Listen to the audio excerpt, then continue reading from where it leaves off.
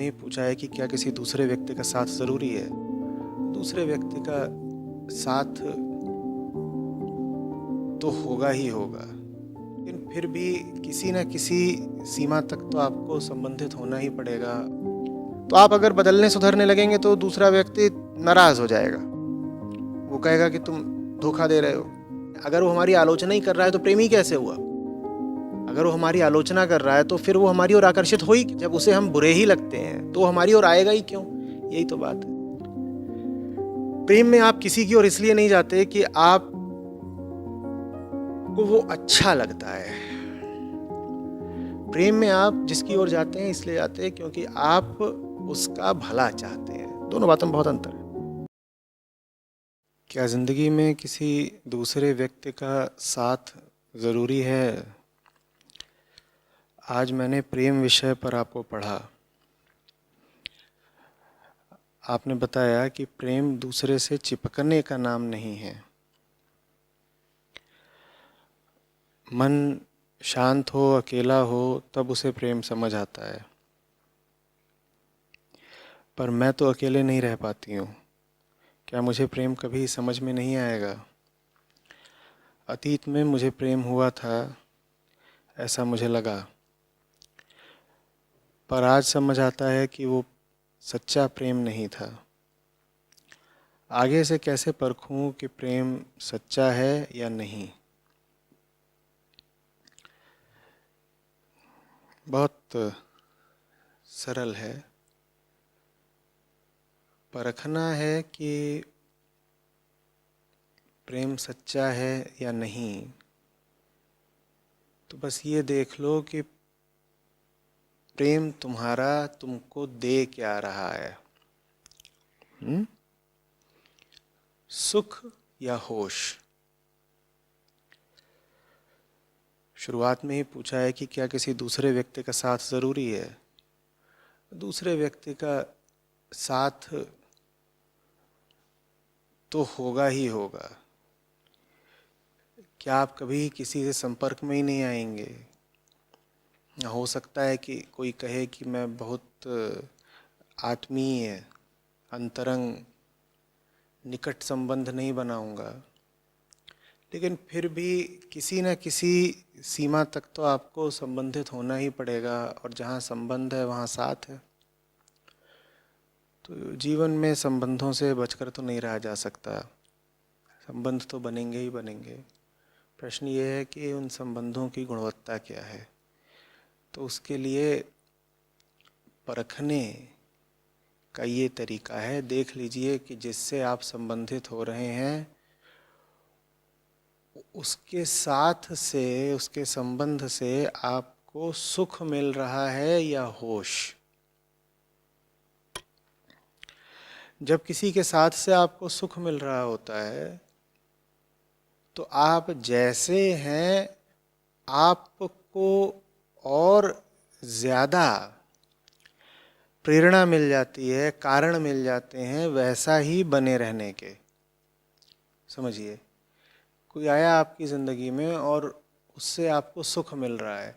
सुख आपकी किस हालत को मिल रहा है? जो हालत आपकी फ़िलहाल वर्तमान में है ही। तो आपकी जो हालत है उसी में अगर आपको सुख मिल रहा है तो आप उस हालत को क्यों बदलेंगे? बल्कि वो हालत अगर बदल रही होगी तो आप उस बदलाव का विरोध करेंगे ना, क्योंकि सुख तो वैसा रहते हुए मिल रहा है जैसे आप हैं। तो सुख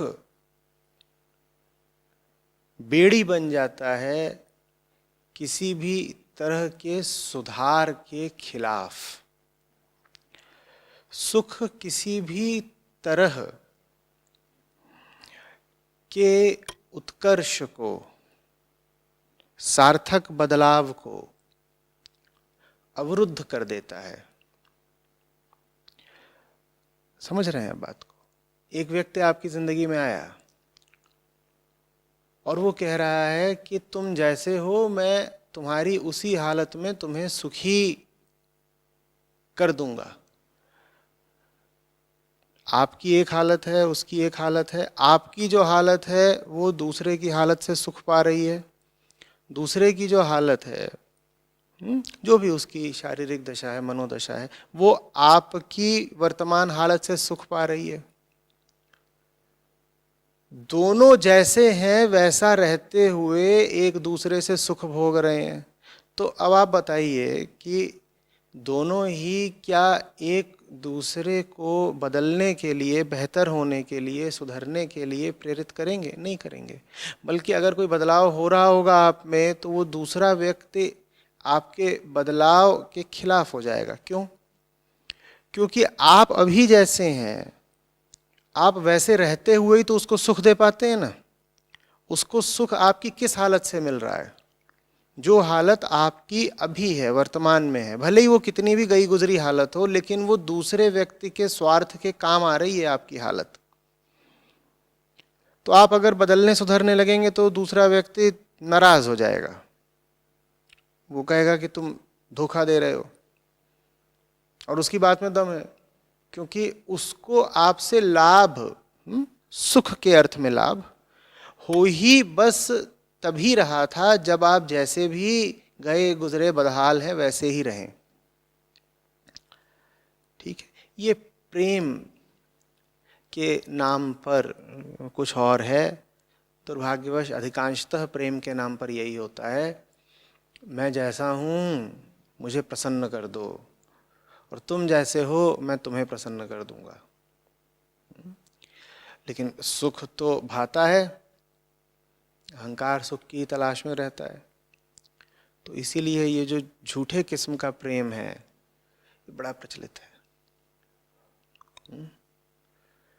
तुरंत जांचिएगा, अपने आप से पूछिएगा, ये जो व्यक्ति मेरी ज़िंदगी में आ रहा है, ये मेरी ज़िंदगी में चुनौती की तरह आ रहा है या मज़े की तरह आ रहा है? चुनौती की तरह जो भी आपकी ज़िंदगी में आएगा, उससे थोड़ी तो आपको असुविधा होगी। हो सकता है बौद्धिक तल पर आपको पता भी हो कि वो जो चुनौती आपको प्रस्तुत कर रहा है वो चुनौती आपके काम की है, लाभ की है, लेकिन फिर भी आप थोड़ा खिसियाएंगे, मन ही मन भाव उठेगा कि ये आ ही क्यों गया ज़िंदगी में। ये परेशान करता है, मजबूर करता है, मेहनत करवाता है, चुनौती देता है, अहंकार कोचता है, परेशान करता है। भाई ये आदमी, ये नहीं पसंद है। दूसरी ओर जो आपकी ज़िंदगी में आएगा और कहेगा तुम जैसे भी हो मुझे बहुत प्यारे हो, और बल्कि तुम जैसे हो मुझे वही चीज़ प्यारी है, आहा हा, कितने खूबसूरत हो तुम, कितने प्यारे हो तुम, क्या बात है, समस्त विभूतियों से युक्त तुम ही तो हो, तुम में रब दिखता है, भगवान हो तुम मेरे। उसके साथ आप बहुत प्रसन्न हो जाएंगे, क्योंकि उसने तो चढ़ा दिया आपको चने के झाड़ पर।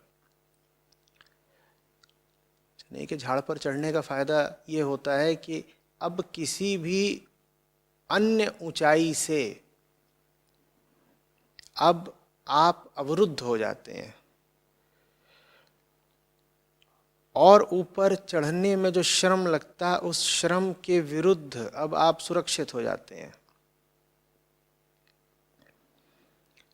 चने पे ही चढ़ के बैठ गए हो और आपको आपके प्रेमी ने बता दिया है कि बस यही तो आसमान है, तो अब आगे की जितनी भी ऊंचाइयां थीं उनका आपके लिए कोई महत्व नहीं रहा, कोई अर्थ नहीं रहा। आपके पास कोई कारण, कोई प्रेरणा नहीं बची कि अब आप और ऊंचा चढ़ें। आपके प्रेमी ने कहा बस तुम आसमान पर ही तो बैठे हुए हो। ऐसे ही प्रेमियों की हमको तलाश रहती है, सुख दे दें, सांत्वना दे दें, झूठी तसल्लियां दे दें, तारीफें कर दें, और बदले में फिर जो कुछ हमें उनसे मिलता है हम भी उसको सूद समेत लौटाते भी हैं। कहते ना, तुम मेरी पीठ खरोचो और मैं तुम्हारे खुजली करूंगा, दोनों खुश हैं।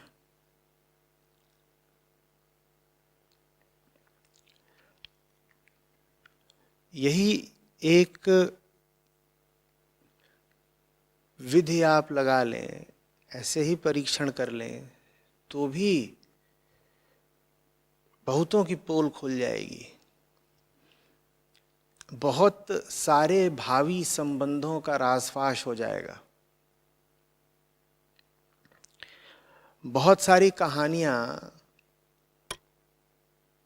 विस्तार लेने से पहले ही खत्म हो जाएंगी। बहुत सारी बीमारियां जड़ पकड़ने से पहले ही मिट जाएंगी। पूछ लिया करिए, ये जो इंसान मेरी जिंदगी में है,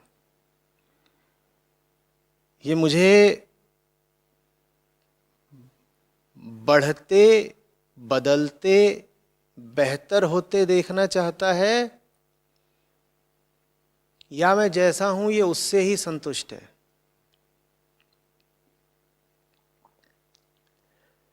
अब एक बड़ा सवाल आएगा आपके सामने, जो आपकी जिंदगी में आया है, अगर वो आपको प्रेरित कर रहा है कि तुम बदलो, बेहतर हो, तो माने वो जानता है कि आप जैसे हो ठीक नहीं हो, तभी तो कह रहा है कि सुधर जाओ, बेहतर हो जाओ। तो फिर हैरत भरा सवाल ये आता है कि जब वो जानता है कि आप ठीक नहीं हो, तो फिर वो आपकी ओर आकर्षित ही क्यों हो रहा है? यही प्रेम की निस्वार्थता है, निष्कामना है। आपका प्रेमी आपके पास अगर सच्चा है प्रेमी, तो आपका मुरीद या प्रशंसक बनकर नहीं आ सकता, आपका फैन बनकर नहीं आ सकता।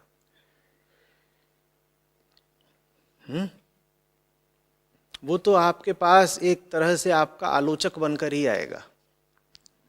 अभी बात ही हमें अखर गई, चुभ गई बिल्कुल, क्योंकि कहीं प्रेमी है और आलोचना कर रहा है। हाँ भाई, अगर असली है तो यही करेगा। तो फिर हम बड़े चक्कर में पड़ जाते हैं। हम कहते हैं अगर वो हमारी आलोचना ही कर रहा है तो प्रेमी कैसे हुआ? अगर वो हमारी आलोचना कर रहा है तो फिर वो हमारी ओर आकर्षित हो ही क्यों रहा है? जब उसे हम बुरे ही लगते हैं तो हमारी ओर आएगा ही क्यों? यही तो बात है। प्रेम में आप किसी की ओर इसलिए नहीं जाते कि आप को वो अच्छा लगता है। प्रेम में आप जिसकी ओर जाते हैं इसलिए जाते हैं क्योंकि आप उसका भला चाहते हैं। दोनों बातों में बहुत अंतर है। प्रेम अगर सच्चा है तो उसमें आप जिसकी ओर जा रहे हैं वो आपको अच्छा वगैरह नहीं लग रहा है कि अरे रे बड़ा भाता है, बड़ा सुहाता है, कितना सुंदर है, कितना प्यारा है, आहा हा, ये सब नहीं। प्रेम में तो आप अच्छी तरह जानते हैं कि दूसरे की थाली में कितने छेद हैं। प्रेम में तो आप भली भांति जानते हैं कि दूसरे के चरित्र पर कितने धब्बे हैं। प्रेम में आप भली भांति जानते हैं कि दूसरे के मन में, आचरण में कितनी कमजोरियां हैं। फिर भी आप उसकी ओर जाते हैं। क्यों जाते हैं? राम जाने। सांसारिक दृष्टि से देखें तो प्रेम का कोई कारण नहीं होना चाहिए, सच्चे प्रेम का। झूठे प्रेम का तो कारण है। झूठे प्रेम का कारण यह है कि दूसरे की ओर जाओगे तो सुख पाओगे, दूसरे की ओर जाओगे तो दूसरे को भोग लोगे, मजा आएगा। सच्चे प्रेम में तो आप जिसकी ओर जा रहे हो आप भली भांति जानते हो वो कितने पानी में, खूब पता है आपको। आप जिसकी ओर जा रहे हो, आप जैसे संबंधित हो रहे हो, उसमें लाख दोष हैं, लाख विकार हैं, फिर भी आप उसकी ओर जा रहे हो। तो हमारा साधारण संसारी मन झंझट में पड़ जाता है, एकदम सकपका के पूछता है तो फिर उसकी ओर जा ही काहे को रहे हो जब पता है उसमें इतने विकार हैं? राम जाने। यही तो प्रेम की बात है। प्रेम में आप दूसरे की ओर इसलिए नहीं जाते क्योंकि उसकी वर्तमान स्थिति आपको सुख दे देगी। प्रेम में आप दूसरे की ओर इसलिए जाते हो क्योंकि आपको पता है कि दूसरे की वर्तमान स्थिति सच्ची नहीं है, उसकी वर्तमान स्थिति बस एक झूठ है, एक बंधन है, एक कैद है जिसमें वो दूसरा व्यक्ति फंसा हुआ है। उस दूसरे व्यक्ति को उसकी वर्तमान स्थिति की कैद से छुड़ाना जरूरी है, आप इसलिए उसके पास जाते हो। हाँ, तुम्हें क्या मिलेगा फिर दूसरे को कैद से छुड़ाकर? देखो भाई, अब पूछ ही रहे हो तो बता देते हैं। वो जब आज़ाद हो जाएगा ना, आज़ादी देखने में बड़ा आनंद है। उसकी आज़ादी देखकर तुम्हें क्या मिलेगा? हाँ, आज़ादी उसकी या हमारी नहीं होती, तेरी या मेरी नहीं होती। आज़ादी आज़ादी होती है, और आज़ादी मात्र बड़ा आनंद देती है। किसी की आज़ादी देखो, सब शिखर एक होते हैं, जमीनें अलग अलग होती हैं, जमीनों के ऊपर आसमान एक है। समझ में आ रही है बात? दूसरे की ओर इसलिए नहीं जा रहे हैं क्योंकि वो जैसा है वैसा ही प्यारा है। अजी कहाँ, दूसरा जैसा है वैसा ही अगर आपको प्यारा लग रहा है तो आप उसकी ओर जा रहे हैं सिर्फ उसका शोषण करने, भोगने के लिए। बात बुरी लग रही हो तो भी समझिएगा।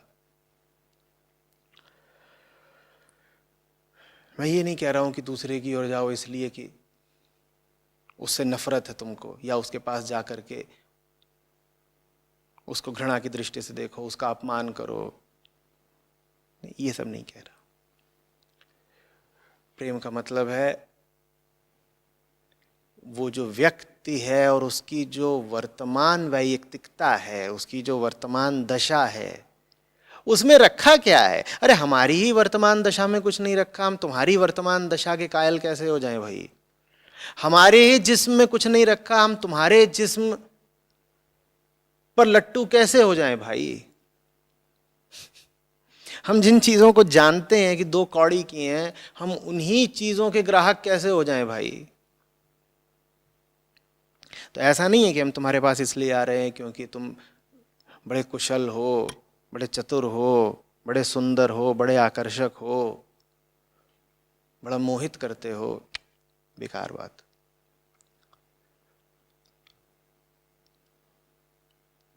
हो तो तुम कुछ नहीं, देखो प्रेम करते हैं तुमसे इसीलिए साफ सपाट बताए देते हैं, कुछ नहीं हो तुम, एकदम तृण मात्र हो, घास का तिनका जिस पर भाग्य पांव रख रख करके चलता रहता है, घास का तिनका जिसको किस्मत अपने भारी भरकम पहियों तले रौंदती रहती है। ऐसे ही हम हैं, ऐसे ही तुम हो। तो ऐसा नहीं है कि तुम्हारी हालत में हमको कोई बहुत आकर्षण है, पर जब हम जानते हैं कि तुम्हारी अभी की हालत झूठ है तो फिर हम ये भी जानते हैं कि कोई सच होगा तुम्हारा, और तुम्हारा वो जो सच है उससे हमें प्यार है। क्यों? क्योंकि हमें सच से प्यार है। झूठ व्यक्तिगत होते हैं, सच तो एक होता है ना। अभी जो तुम्हारी हालत है वो तुम्हारी हालत है, वो एक झूठ है, वो तुम्हारा व्यक्तिगत झूठ है। अभी जो दूसरे की हालत है वो उसकी हालत है, वो जो हालत है वो झूठ है, वो उसका व्यक्तिगत झूठ है। ये सारी हालातें, ये सब कैद हैं, सब हालात कैद हैं, कैद खाने हैं। इनसे जो आज़ादी मिलती है वो व्यक्तिगत नहीं होती, उसमें सब एक होते हैं। हम वो देखना चाहते हैं, वही लालसा है हमारी, वही स्वार्थ है हमारा। उसी दिन के लिए तुम्हारे पास आए हैं, यही हसरत है हमारी। पूछ रहे थे ना कारण क्या है, जब तुम जानते ही हो कि हम में इतने दोष हैं तो फिर हमारे पास आते क्यों हो बार बार। आपका किसी से प्यार हो और आप उसकी कुछ खोट निकाल दें तो तुरंत यही कहता है हम इतने ही बुरे हैं तो हमारे पास आए क्यों, चलो निकलो यहाँ से। जवाब मैं बता ही देता हूँ, तुम्हारे पास इसलिए आए हैं क्योंकि तुम्हें वैसा देखना चाहते हैं जैसा तुम हो सकते हो। अभी तुम जैसे हो वो तुम्हारी हस्ती की अवमानना है। तुम अभी हो नहीं, तुम अभी अपने आप को ढो रहे हो। तुम जो हो सकते हो हम उस फूल को खिलते देखना चाहते हैं। तुम जितना उड़ सकते हो हम उस पक्षी की परवास देखना चाहते हैं, इसलिए तुम्हारे पास आए हैं। ये प्रेम है। प्रेम के पास आंखें होती हैं, इसीलिए मैंने प्रेम का संबंध आलोचना से जोड़ा। आलोचना का अर्थ यही होता है। लोचन माने आंखें। प्रेम साफ साफ देख पाता है, आंखें हैं उसके पास कि कितने दोष हैं तुम में।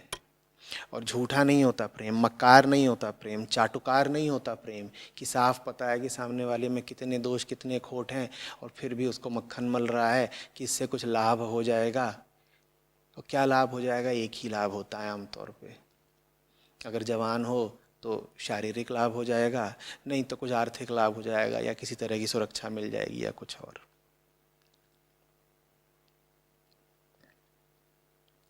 ये नहीं प्रेम है। तो आपके जो भी रिश्ते वगैरह रहे हैं उसमें गौर से देखिएगा, दूसरे से आप जुड़े ही क्यों थे। बड़ा मुश्किल होता है सच्चे प्रेम का संबंध बनाना, क्योंकि सच्चा प्यार तो बिल्कुल छाती पर वार जैसा होता है। कोई नहीं आता उसमें आपको ये ढांढस देने, क्या हा, क्या बात है, तुमसे बढ़कर कौन।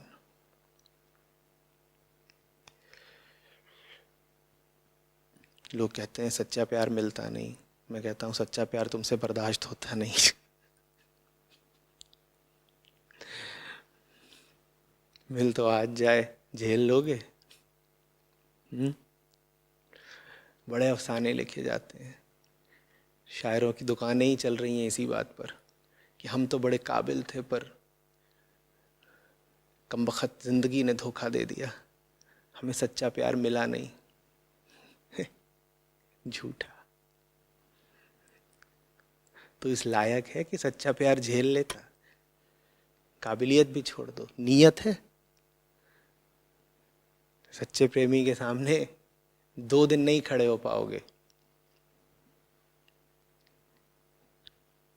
भाग लोगे। और बताऊं, भागने से पहले उसे मारोगे, उसे मार के भाग लोगे। हमें प्रेम नहीं चाहिए, हमें भ्रम चाहिए, हमें धोखा चाहिए, हमें चाहिए कोई ऐसा जो हमें खूबसूरत धोखों में रख सके, हमें चाहिए कोई ऐसा जो हमें रंगीन सपनों में रख सके, हमें चाहिए कोई ऐसा जो हमसे कहे कि अरे नहीं तुम कहाँ मक्कार हो, अरे नहीं तुम कहाँ घूसखोर हो, अरे नहीं तुम्हारी कमर कहाँ कमरा हो रही है, तुमसे खूबसूरत कौन, तुमसे गुणी कौन, तुमसे विद्वान कौन, तुमसे बढ़कर कौन। हमें चाहिए कोई ऐसा जो हमसे कहे कि तुम जैसे भी हो हमारे लिए तो तुम ही हो। हमें चाहिए कोई जो कहे आहा तुम्हारी हर खोट मंजूर है।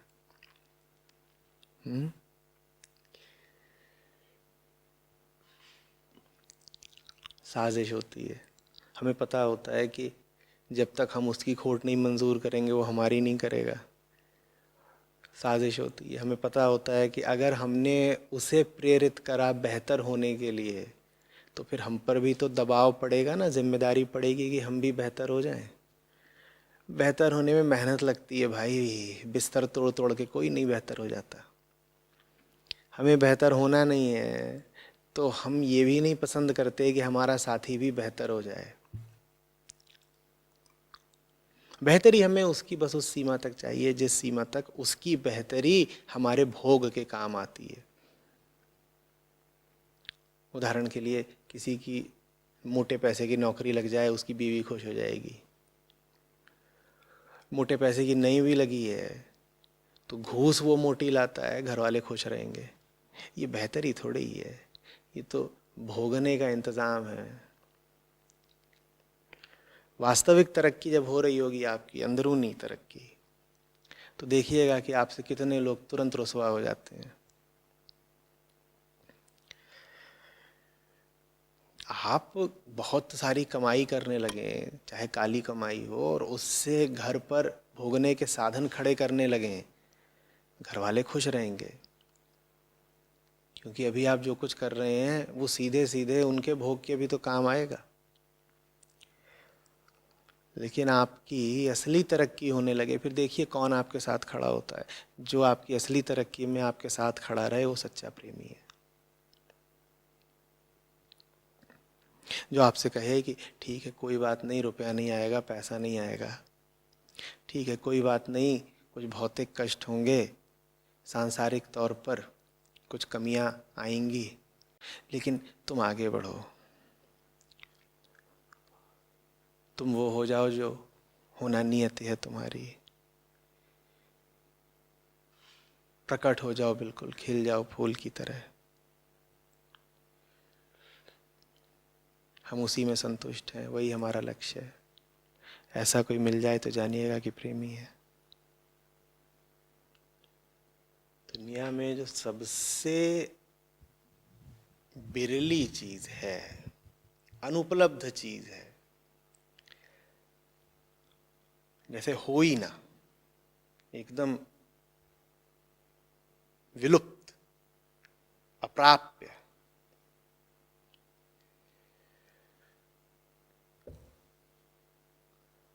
उसका नाम प्रेम है।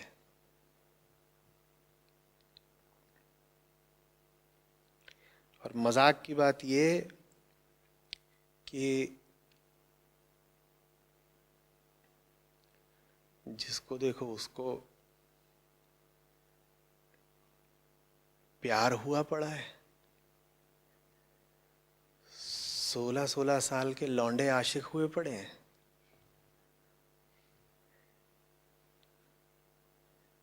जब से फाउंडेशन ने टिकटॉक पे अकाउंट बनाया है, मैं तो हैरत में हूं।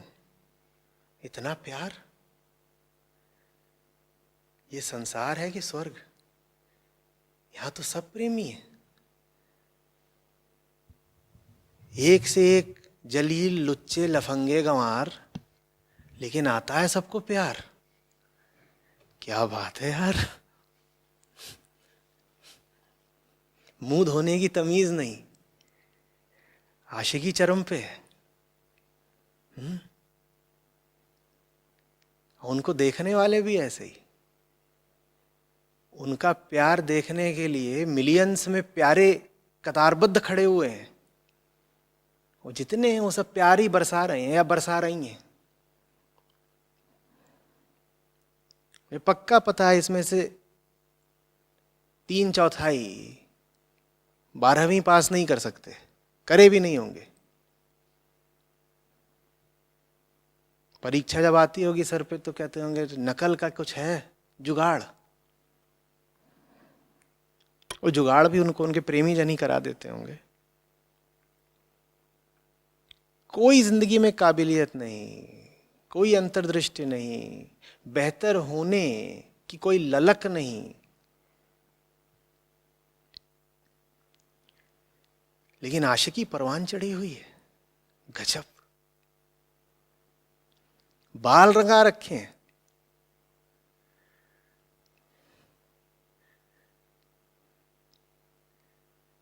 इसकी मुर्गा घूम रहा हो, आधे पंख उसने हरे रंगवा रखे हो।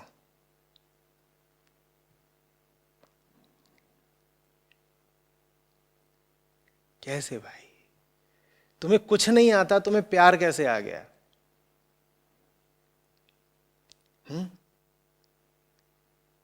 कहते हैं आप क्या जाने आचार्य जी, उम्र में आप बड़े होंगे पर किस्से तो हमारे ही लंबे लंबे हैं। आपने बहुत कुछ किया होगा पर 20 की उम्र में ही जो कुछ हमने कर डाला है वो थोड़ी करा होगा आपने। जरूर बेटा।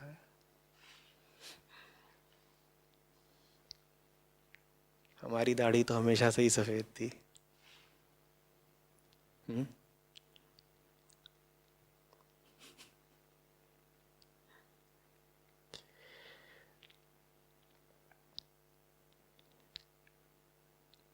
ऐसे थोड़े ही प्यार होता है कि हो गया, मुझे भी हो गया।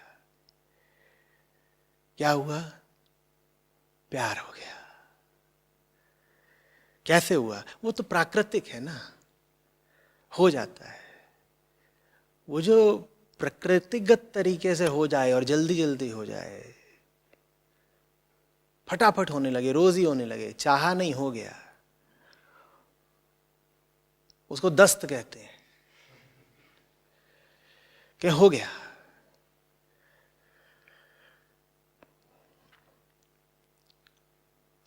कच्चा खराब हो गया, चाहते नहीं थे, हो गया। दस्त लगे हैं भाई, ऐसा ही होता है उसमें।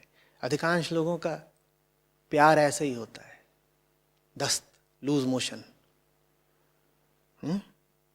लूज मोशन माने ऐसे असंतुलित चाल, ठीक है ना। लूज मोशन को दस्त भी बोल सकते हो, कह सकते हो। लूज माने लूज मोशन, कहीं भी किधर को भी चल दिए, लूज मोशन। तो प्यार क्या है हमारा? ज्यादातर टिकटॉक वाला प्यार खास तौर पे लूज मोशन, किधर को भी चल दिए, लूजली चल रहे हैं ना। हवा इधर को चल दी है, लूज है भाई, कहीं को भी जा सकते हैं। किसी ने फूंक मारी तो इधर को चल दी है, लूज है भाई, किधर को भी जा सकते हैं।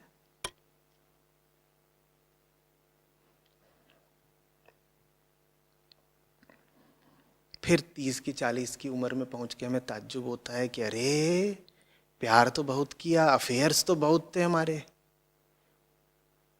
कुछ मिला नहीं, घाव चोट और निशान के अलावा